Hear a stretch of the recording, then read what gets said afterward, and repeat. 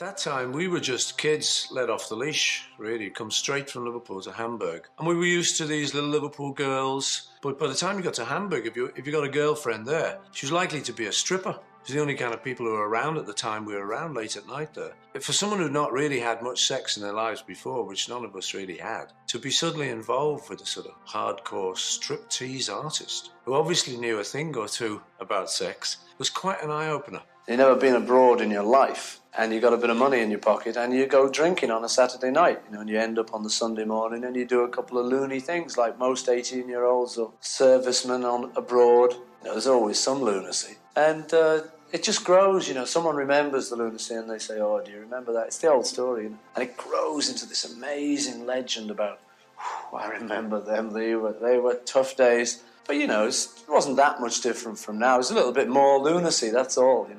What was Hamburg like? Wild, How wild did it get? Okay, if I put it this way, we were 17, 18, 19-year-olds. Apart from a couple of school trips abroad or something like that, we'd never actually been out to Hamburg. And going to Germany, we didn't realise where we were playing in Hamburg. And we actually ended up in St. Pauli area. It's the red light district of, the main entertainment quarter of the world. And of course, when we got there, we were like school kids, looking at sweets in the window. The neon lights appeared on the Reeperbahn and the strip clubs and, the prostitutes and the hookers and the 24-hour bars. And it was like, wow, dreams. You're not going to tell me that Paul McCartney messed around with hookers. Let's turn around and say we all messed around with hookers. Let's not single someone out, put it that way. And did you get a special rate as fellow professionals in the strip? They were very courteous to us, okay. Yeah, we went window shopping. There's a famous street in Hamburg, which is called the Herbertstrasse, and we had a lot of good friends who sat in the windows. They rendered us well afterwards, yeah. So you went away boys and you came back men. That's one way of putting it. That's one way of putting it, right, okay.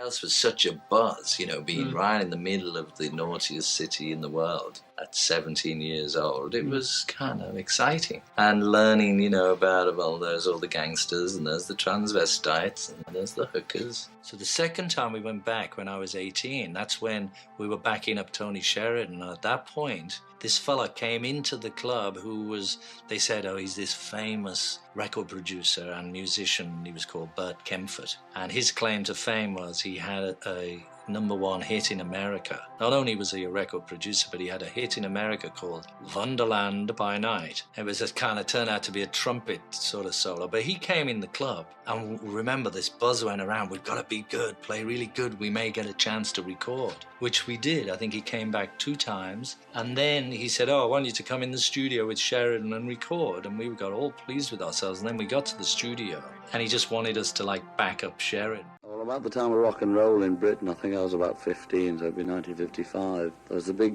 thing called skiffle, which is a kind of folk music, American folk music, only sort of jing, jing, jing, jing, jing, jing, with washboards. And all the kids, 15 onwards, used to have these groups, and I formed one at school. And then I met Paul, I had this group, and then I met Paul, then I met George, and that's the way it went. We changed to rock, and that was all there was to it. When did you cut your first record? I have no clue. That must be about 1.5 years, 2 years ago. What was the reaction to it publicly in England? It only sold in Liverpool. Over the rest of Britain, it didn't, nobody bought it there. About half a dozen people did. But it sold so many in Liverpool the first 2 days, because they were all waiting for us to make it, that the dealers down in London thought there was a fiddle on. Mr. Epstein, fella up there, is cheating, They didn't believe it. When they wrote in requests for it for the radio programmes, they wouldn't play it because they thought it was a cheat. Well, there was one particular incident when we were eating, and it was about 4 o'clock in the morning. We were all dead beat. We were having a laughing joke over our meal, and all of a sudden George threw a tomato onto John's plate. So John picked the tomato up and he threw it back onto George's plate. So George gets 2 tomatoes and throws it back onto John's plate. So the next thing that happens is John picks up his plate with the steak and everything on and empties it over George's head. Another time, George and myself bet John that he wouldn't go out into the street in his underwear. At that time, he'd bought a big, long pair of, underpants. John was fully dressed, so he says, right, you're on. So he goes out, gets on the street, and he's got a string vest on, baseball cap, pair of carpet slippers, and these white long johns. He's wearing a pair of sunglasses, and he stands in the middle of the Große Freiheit, reading a newspaper, while the people's walking up and down. So he won the bet? Yeah, he won the bet. What was the wager for it? 5 marks each or something like that. 5 marks. This is how much we had to like each other. We'd travel around all the time, and we'd be in the van, the ever-present van. And remember, we'd come up from London. We'd never stay in London. We'd always go back for the night, go home, you know. So we're coming back, and somehow, I think, like, the heater had gone off in the van, and maybe the windscreen had come in. It was a bitterly cold winter's night. So we hit upon this plan of lying on top of each other. It was the only way. You really couldn't... You had to do that, didn't you? Yeah, so we lay on top. It was a Beatles sandwich, and isn't that a nice thought? And it was the person on the bottom was the least favourite position. Got a bit heavy, so you had to keep swapping. You know, I'm on top now. Well, I'd seen Ringo because his group, which was called Rory Storm and the Hurricanes, had played a couple of times in the club. But at that time, they were one of the leading groups in Liverpool, and I used to say hello to him. But we never built up a friendship. And then the first time we were in Germany, the latter half of the tour, 2 months we were in the Kaiserkeller.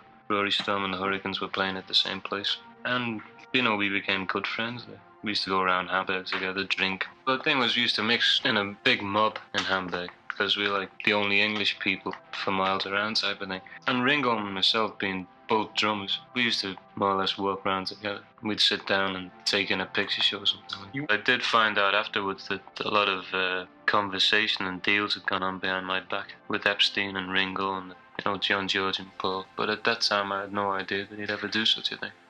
I just got this idea to put it into a song, because I often think about that. That is exactly what would happen. Me and John, dressed in black, guitars across our backs, writing letters to people. Dear sir, we are a semi-pro rock combo. Please listen to us. So I actually wrote down what had happened. And they are fond memories. Because, you know, then the Beatles happened and it all got sort of to be a phenomenon and everything. But then it wasn't. It was just two guys wandering along trying to work it out. But we come back and we're singing these kind of Little Richard, Chuck Berry songs in clubs. And there'd be other bands on the bill, and we'd be sitting in the dressing room and we hear them do Long Tall Sally. You know, oh, we're going to do that. And then we'd hear them do a Chuck Berry thing, and we hear them basically do our act. So we had to come up with a trick as to defeat this. So John and I started writing, and that's how we started writing. There was no great muse. It was just to beat these people who knew our act.